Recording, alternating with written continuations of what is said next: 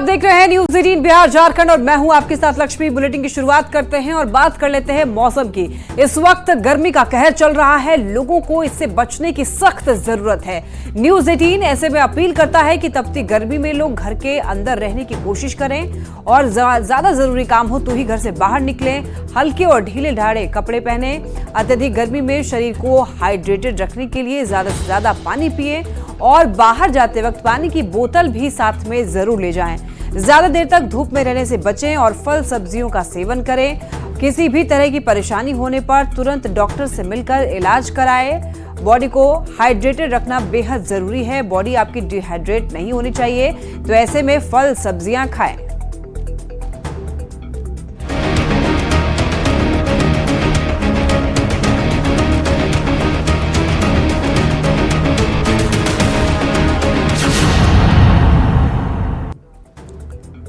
और अब बात कर लेते हैं टेंडर कमीशन घोटाले की। तो टेंडर कमीशन घोटाले में फंसे झारखंड कांग्रेस के नेता और मंत्री आलमगीर आलम की मुश्किलें बढ़ती हुई दिख रही हैं। आलमगीर आलम को ईडी आज पीएमएलए कोर्ट में पेश करेगी। मंत्री आलमगीर आलम को कोर्ट ने 3 बार रिमांड पर भेजा था। पहली बार 6 दिनों के लिए, दूसरी बार 5 दिनों के लिए और तीसरी बार 3 दिन के लिए रिमांड पर भेजा गया था। ग्रामीण विकास विभाग में टेंडर कमीशन घोटाले को लेकर ईडी मंत्री से सवाल जवाब कर रही है।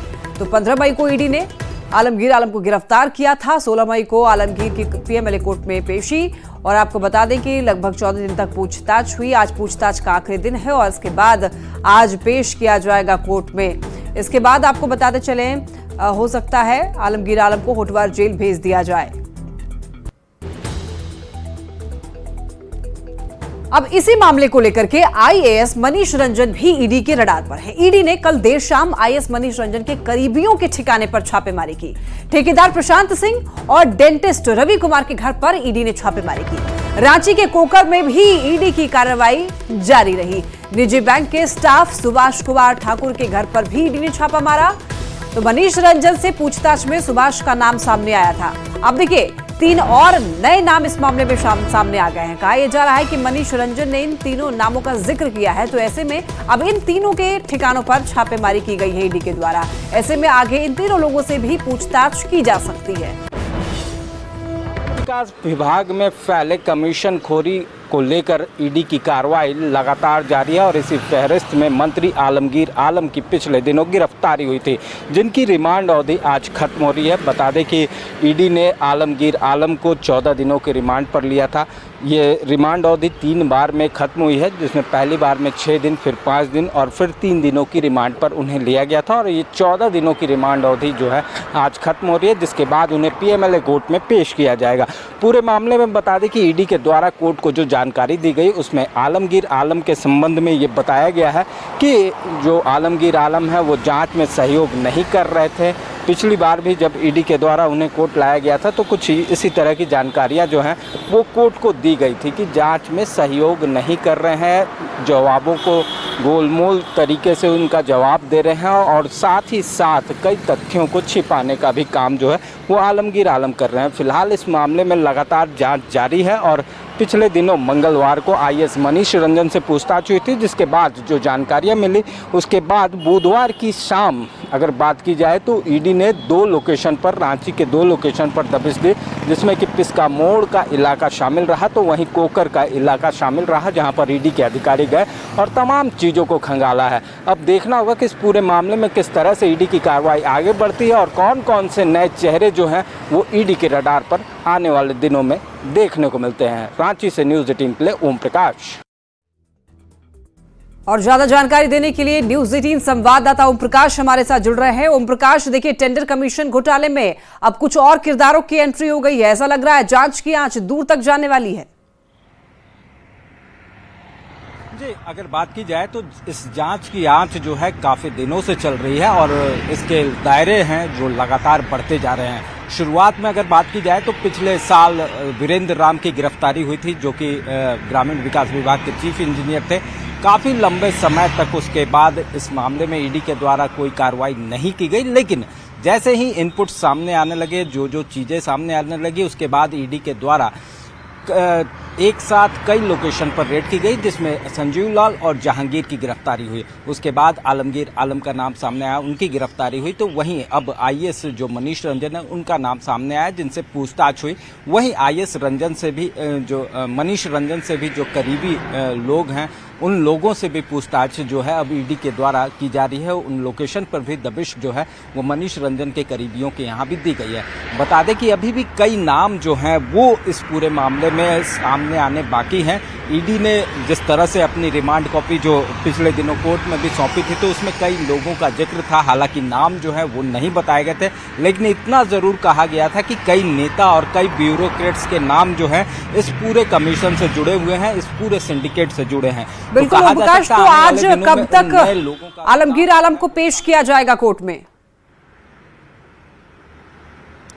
जी, अगर आज की बात की जाए तो 11 बजे के बाद 11:30 फिर 11 के करीब जो है आलमगीर आलम को ईडी दफ्तर से पीएमएलए कोर्ट ले जाया जाएगा, जहां पर वहां पर उनकी पेशी की जाएगी। बता दें कि 14 दिनों का रिमांड खत्म हुआ है, तो इसके बाद उन्हें जेल जाना पड़ेगा। अब उनकी जो रात है आज की, वो होटवार जेल में ही कटेगी। और तमाम जो चीज़ें हैं, और इस फहरिस्त में अगर बात की जाए तो मनीष रंजन को एक बार फिर जो 3 जून को उनसे पूछताछ होनी है, एक सप्ताह बाद जो ईडी के द्वारा कहा गया था उन्हें अब तमाम दस्तावेजों को लेकर आना है। तो अभी इस मामले में जो कार्रवाई है वो और भी देखने को मिलेगी। हालांकि आलमगीर आलम जो है आज ईडी की रिमांड से सीधे जुडिशियल कस्टडी। ठीक है ओमप्रकाश, तो एक महत्वपूर्ण सवाल इससे जुड़ा कि जो कोड के जरिए कई जो नामों का जिक्र उसमें किया गया था, तो क्या उसको डिकोड जो किया गया है ईडी की तरफ से, क्या एग्जैक्टली वो वही चीज है जिसे ईडी ने डिकोड किया था? अल्फाबेटिकली जो नाम वहां पर नामों का जो जिक्र किया गया था अल्फाबेटिकली। जी, ईडी के द्वारा जो रिमांड कॉपी कोर्ट को सौंपी गई थी, तो उसमें बताया गया था ये तमाम चीज़ें कि उसमें कई जो चीज़ें हैं, जो मतलब कमीशन के पैसे जो हैं वो भी जाते हैं, उन पर कोड लगा होता है। जैसे एम से था तो उसमें मनीष रंजन या फिर मिनिस्टर हो सकता है, एच था तो उसका मतलब ऑनरेबल मिनिस्टर था, और साहिब, ये तमाम जो कोडवर्ड थे वो सामने आए थे। और ये इन बातों का जिक्र जो है वो पीएमएलए कोर्ट में भी ईडी के मार्फत से कहा गया था। और एग्जैक्टली कहीं ना कहीं जो एम से बात की जाए तो मनीष रंजन का सामने नाम आया, ऑनरेबल मिनिस्टर यानी कि आलमगीर आलम शामिल हैं उसमें, और तमाम लोग जो अभी और भी है, तब तमाम कोड भी धीरे धीरे उजागर। बिल्कुल ओमप्रकाश, तो देखिए कैश कांड से जुड़ा आज का दिन जो बेहद खास है, तो आप नजर बनाए रखिए। फिलहाल के लिए आपका बहुत शुक्रिया तमाम जानकारियों के लिए।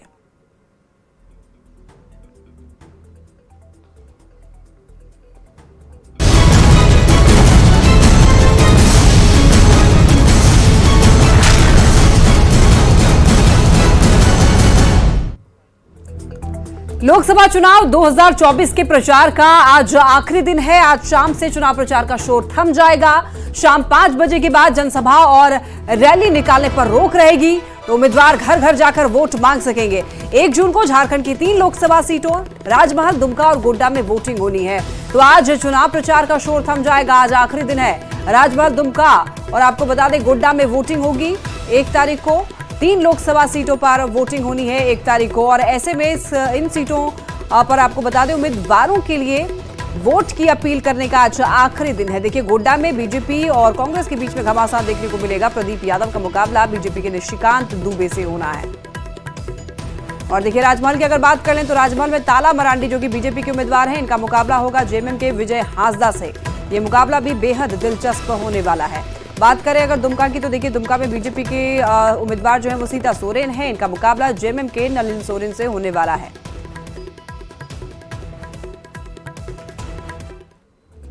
लोकसभा चुनाव प्रचार का आज आखिरी दिन है। ऐसे में सभी दलों ने अपनी ताकत झोंक दी है। भोजपुरी सिंगर और एक्ट्रेस अक्षरा सिंह आज गोड्डा आ रही हैं। गोड्डा के महागामा विधानसभा में रोड शो करेंगी।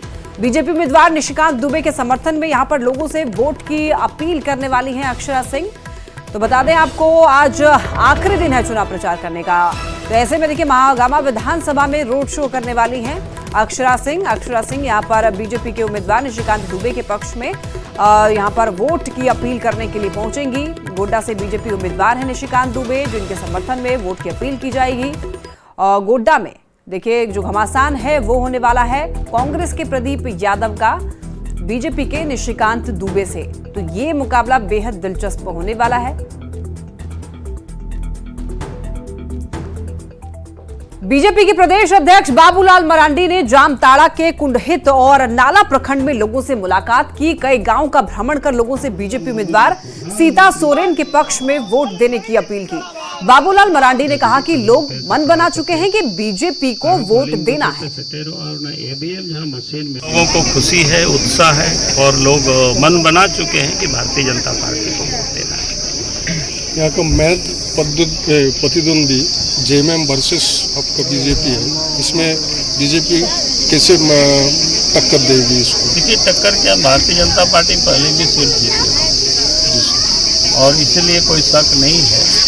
भारतीय जनता पार्टी के बड़ा समर्थक वर्ग भी है, नया समर्थक वर्ग भी जुड़ा है और कार्यकर्ता हमारा मेहनत कर रहे हैं और मैं कह सकता हूं कहीं कोई शक नहीं है, भारतीय जनता पार्टी फिर से ये सीट जीतेगी।